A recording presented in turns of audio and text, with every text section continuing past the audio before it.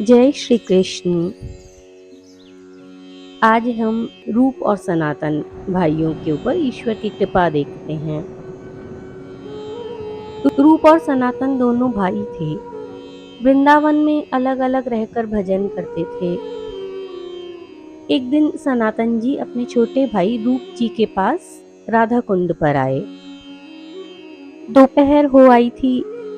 रूप जी एक ग्रंथ लिखने में तल्लीन थे, इसलिए उन्हें ध्यान ही नहीं रहा कि सूरज सिर पर आ गया है।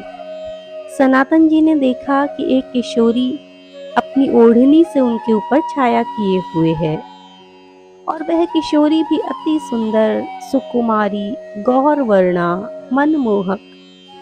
सनातन जी देखते ही रह गए। वह उनकी ओर देखकर मुस्कुराई और फिर नहीं दिखी।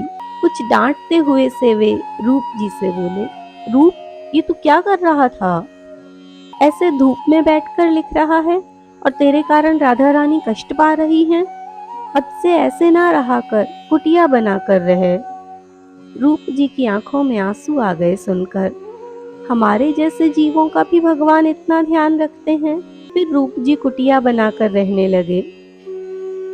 नंदगांव के पास एक जगह है, तेर कदम, जहां उन्होंने कुटिया बनाई और वहीं रहकर भजन करने लगे। एक दिन सनातन जी उनके पास आए। रूप जी उन्हें बैठाकर भीतर गए।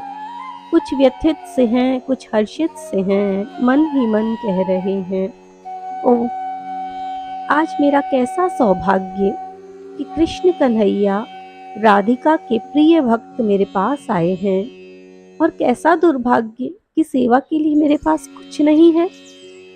मैं फक्कड़ व्यक्ति क्या स्वागत करूं? तभी द्वार पर एक बालिका आई और आवाज लगाई। रूप जी बाहर आए। बालिका बोली, बाबा, यो कछु दूध, चावल और मिश्री मोरी मैया ने भिजवाई है। कह रही ही कि तहां बाबा को दिया, भजन करता रहे, भूखा होएगा तो ई ले लो। रूप जी भरी आंखों से हाथ जोड़कर, ला लाली, तोरी मैया को शत शत प्रणाम मेरो। रूप जी कुछ होश संभालते से भीतर आए और खीर पकाने लगे। आंसू बहे जा रहे हैं। पूरे समय उस लाली की सूरत याद आती रही। ऐसे ही कुछ आधे होश में उन्होंने खीर बनाई और भोग लगाकर सनातन जी को परोसी। फिर सनातन जी खीर खाने लगे। ये कैसी खीर है? ऐसा लग रहा है जैसे अमृत ही हो। इतनी स्वादिष्ट कैसे हो सकती है? कुछ अंतर में डूबते हुए से रूप जी कह रहे हैं, कैसी भोली प्यारी थी, जैसे संसार की रीत से बिल्कुल ही अनजान हो।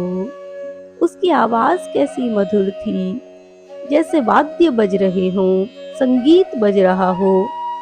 उसकी चाल कैसी मधुमाती थी, जैसे अपने संग पवन को भी बहा लिए जा रही हो। तू किसकी बात कर रहा है? रूप जी ने सारी बात बताई। दोनों ने जाकर उस बालिका की खोज की, लेकिन आज से पहले ना वो दिखी थी, ना आज के बाद दिखी।